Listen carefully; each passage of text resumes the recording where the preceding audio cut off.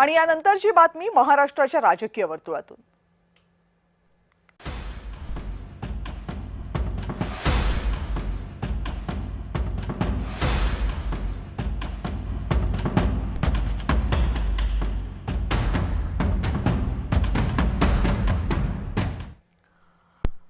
आणि महाराष्ट्राच्या उपमुख्यमंत्री सुनेत्रा पवार या आपल्या थोरल्या मुलाचं पार्थ पवार यांच्यासह मुख्यमंत्र्यांच्या भेटीला पोहोचल्या। तीनही नेत्यांमध्ये बराच वेळ चर्चा झाली। बारामतीच्या पोटनिवडणुकीत भाजप सुनेत्रा पवार यांच्या पाठीशी आहे। मोठा भाऊ म्हणून सुनेत्रा पवार यांच्या पाठीशी भाजप खंबीरपणे उभा राहील असं आश्वासन देवेंद्र फडणवीस यांनी सुनेत्रा पवार यांना दिले।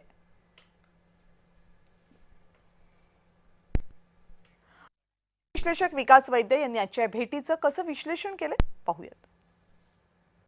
बारामतीची पोटनिवडणूक हाच यातला मुख्य मुद्दा आहे।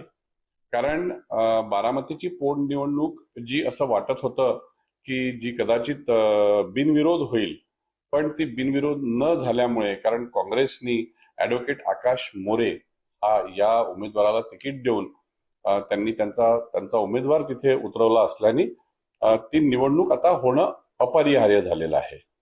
आणि यातला फक्त एक महत्त्वाचा भाग असा आहे की संपूर्ण पवार कुटुंब म्हणजे शरद पवारांनी हे अगदी प्रेस कॉन्फरन्स घेऊन डिक्लेअर केलं की आम्ही पूर्णपणे सुनेत्रा पवार यांच्या पाठीशी राहू। पण याच्यातला एक महत्त्वाचा मुद्दा लक्षात घेतला पाहिजे की सुनेत्रा पवार आणि पार्थ पवारांनी या भेटीमध्ये काय चर्चा केली असेल। या चर्चेचा एक भाग असा असू शकतो की जरी शरद पवारांनी असं म्हटलं असलं की आम्ही सुनेत्रा पवारांच्या पाठीशी उभं राहू, तरी देखील शरद पवार जे महाविकास आघाडीचे घटक आहेत, त्यांनी महाविकास आघाडीच्या घटकाला कुठेही त्यांनी हा मनवायचा प्रयत्न केला नाही की आपण कुठलाही उमेदवार या ठिकाणी देऊ नये।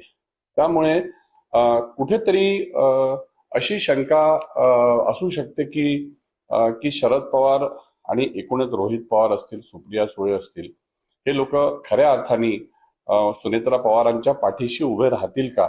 आणि एकूणच निवडणूक असल्यामुळे आणि त्याच्यातला महत्त्वाचा भाग म्हणजे आकाश मोरे हे धनगर समाजाचे उमेदवार असल्यामुळे त्यांना जो तिथला धनगर समाजाचा एक मोठा भाग बारामतीमध्ये आहे, हा सगळा भाग बघता त्या याच्यामध्ये ती स्ट्रॅटेजी काय असू शकते, या स्ट्रॅटेजीवर कदाचित चर्चा करण्यासाठी देवेंद्र फडणवीसांची सुनेत्रा पवार आणि पार्थ पवार यांनी भेट घेण्याची शक्यता नाकारता येत नाही। अर्थातच देवेंद्र फडणवीस हे निवडणुकीमधले एक तज्ज्ञ किंवा चाणक्य आणि एक उत्तम स्ट्रॅटेजिस्ट म्हणून ओळखले जातात। त्याच्यामुळे या विजयाचा मार्ग सुकर होण्याचा जो भाग आहे तो तर नाकारता येणार, कारण सुनेत्रा पवार जिंकणार हे निश्चित, पण शेवटी ते स्ट्रॅटेजिक आणि किती वोट्सनी जिंकतात हा भाग पाहणं महत्त्वाचं आहे।